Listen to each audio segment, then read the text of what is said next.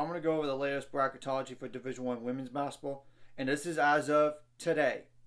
So there's obviously a lot of time between now and selection show on teams could be moving themselves up in a seeding or moving themselves back, and those bubble teams especially. And we know if you're a top 4 seed in the NCAA tournament, like a 1 through 4, you're going to host the first 2 rounds in the NCAA tournament. If you're still a 5 seed right now, I wouldn't fret over it too much as long as you win enough games and then teams in front of you that are 4 seeds lose. That would really help. But you don't want to count on them. You got to have to steal some wins that you shouldn't and avoid the bad losses. Now, the 1 seeds would be South Carolina, Iowa, NC State, and Stanford. The 2 seeds would be Texas, Colorado, UCLA, and UConn. The 3 seeds would be USC.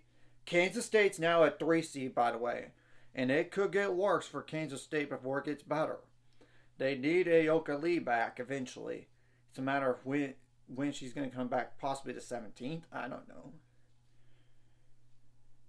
Indiana and Ohio State. The 4 seeds would be Louisville, LSU, Gonzaga, and Virginia Tech. And obviously, if you're a 5 seed and you have to go on the road, it's not guaranteed that you're going to lose in the round of 32. Because we've seen upsets happen. Even like if you're a 6 seed, you could very well go on the road and win as a 3. And we remember last year, those 8 or 9 seeds beat 1 seeds in a round of 32, 2 of them. So it's not impossible. Even 2 seeds in the past have lost in the round of 32. So yeah. Now now go over the bubble teams as in the first 4 byes to the next 4 out. Green Bay is actually on the last 4 byes list, and guess what? They only have the Horizon League tournament. So yeah, they're kind of stuck. Just avoid a loss, and obviously, if you get a certain amount of point, you in winning a conference tournament, you're definitely in the NCAA tournament, and that's in general for anybody. On it, when you're a conference tournament, you're in. Now Tennessee's actually won those last 4 byes. Now they played themselves up, as you could tell from last time to this time. The quality games are at Alabama, Arkansas, South Carolina, at Vanderbilt, LSU, Texas A&M, and at South Carolina. And this is all besides the conference tournaments. So I don't need to mention any of these conference tournaments unless you don't know the name of the conference, or I wouldn't think, but the obvious ones you should know. Alabama is on the last 4 byes. Then they have like Tennessee, at LSU, Auburn, at South Carolina, Mississippi State, and at Texas A&M. And Texas A&M's on that list. At Ole Miss, Vanderbilt, LSU, Arkansas, at Auburn, at Tennessee, and Alabama. Now the last 4 in. Vanderbilt has played themselves down to, and they have LSU. The quality games are LSU, at Texas A&M, Tennessee, and at Arkansas. And I'm including the last 4 out, by the way, on those teams, on the quality games, by the way. So now Iowa State's played themselves down to the last 4 in because of that loss to UCF. That really hurt them. I mean, the quality games are Oklahoma, Kansas State, at Texas. One of those Kansas State games is on the road. One of them's at home, but you get the point. They have to play Kansas State twice. And then the Michigan's now in the last 4, and they play themselves up. The quality games are Nebraska, at Iowa, Michigan State, and Ohio State. And Auburn quality games are at Alabama, at LSU, Texas A&M, and Mississippi State. The first 4 out. Minnesota is on that list. Ohio State, at Nebraska, Iowa, and at Penn State are the quality games besides conference tournaments, which I don't need to mention that. Maryland's actually on the first 4 out. And their quality games are Penn State, at Ohio State, and at Indiana. Washington is now on the first 4 out. Stanford, Oregon State, at Colorado, and at Utah are quality games. George Mason's on that list.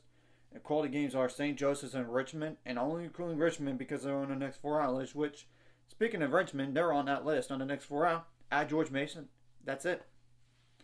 Arkansas is on the next 4 out. At Tennessee, at Texas A&M, Vanderbilt, South Carolina, and at Ole Miss are the quality games. Now, Kansas is actually on the next 4 out list. They are on the list this time, unlike previous. The quality games at Baylor, Kansas State, and Oklahoma. And that's not going to be an easy game against Baylor because they're going to look for revenge after that 21-point beatdown. But the other two are beatable, potentially. Now, Villanova's on that list. The quality games are at Marquette, at Creighton, and at UConn. And the rule of thumb for these bubble teams, avoid the bad losses. You got to beat teams that's not even on this bubble list. I mean, and obviously you need to steal some wins if possible against teams that you shouldn't beat. Or even like get some quality wins against teams on this list. I'm just telling the truth. And if you're like a 4 seed, you want to avoid the bad losses because if you lose a game that you're not supposed to or games, you're going to definitely move yourself back. And then a 5 seed would overtake you. I mean, that's the truth. In all this, I would also say if you're definitely a 3 seed, you can move yourselves back to 4 or even a 5 or even a 6. But we know there's a lot of parity in the game this year with all the upsets this year, and it really seems like it's South Carolina than anybody else because Iowa is not invincible, though Iowa's pretty close. It's just that's what it seems like to me. Anyway, and you got to take care of business against teams that you need to beat. You should beat, especially those lower quality opponents. And you got to steal some wins and got to play desperate if you're those bubble teams. And of course, if you're one of those seeds, don't lose to teams that you shouldn't.